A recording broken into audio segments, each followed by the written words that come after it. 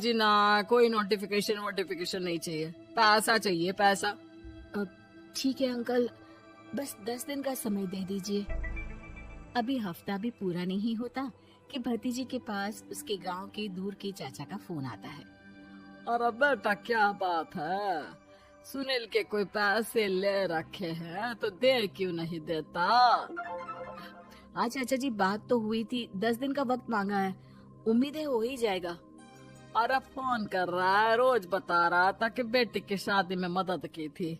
अब क्या है ना, भले ही शादी 10 दिन रोक देते लेकिन सुनील से मदद नहीं लेनी चाहिए थी।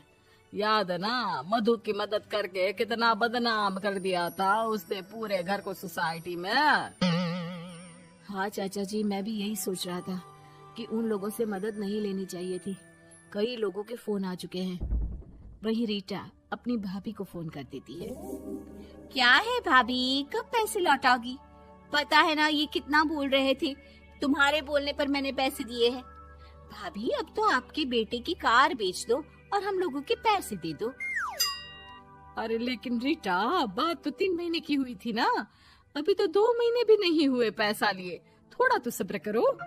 नहीं नहीं भाभी, वैसे मेरा बेटा टिक्कू आ रहा है आप लोगों के घर रहने के लिए, उसको अच्छे से खिलाना पिलाना, समझी? भाभी को समझ में नहीं आता कि वो क्या करे। वो बेटे से बात करती है। अरे माँ, इन लोगों से मदद लेकर सच में बहुत बड़ी गलती कर दी। मुझे खुद समझ में नहीं आता कि कैसे इन लोगों के पैसे जल्द से जल्द दे दूं। तभी डोरबेल बजती है और रीटा का बेटा टिक्कू घर में आता है।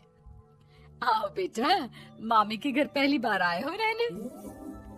आप पापा बोल रहे थे कि आप लोग पैसे का ब्याज तो दे नहीं पाओगे, तो तब तक मैं यहीं रह लूं। और हाँ, मैं एसी के बिना नहीं सो पाता। आप लोग अपना देख लेना और पैसे जल्दी लौटा देना, क्योंकि मैं थोड़ा जल्दी जाना चाहता हूँ।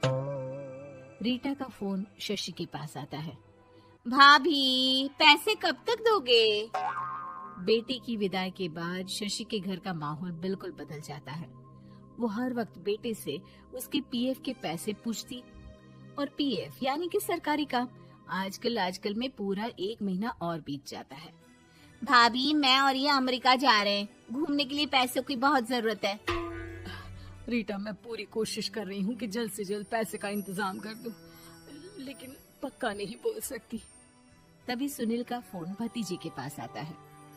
देख माना 3 महीने की बात हुई थी पैसे लौटाने के लिए, लेकिन अभी मुझे पैसों की काफी जरूरत है। मैं अमेरिका जा रहा हूँ, तो पैसे मैंने किसी से ब्याज में पकड़ लिए हैं। तू हर महीने 4 लाख का 20,000 ब्याज डाल देना मेरे अकाउंट में।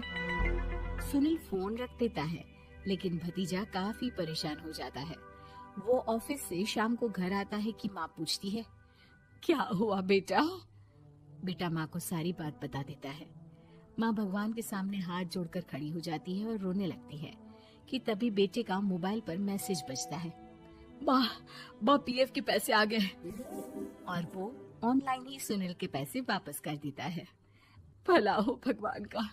लेकिन आज एक बात तो समझ में आ गई, मदद हमेशा उन लोगों से लो जो मदद के बदले आपसे मदद में दी गई रकम ही वापस ले, ना कि समाज में आपकी इज्जत।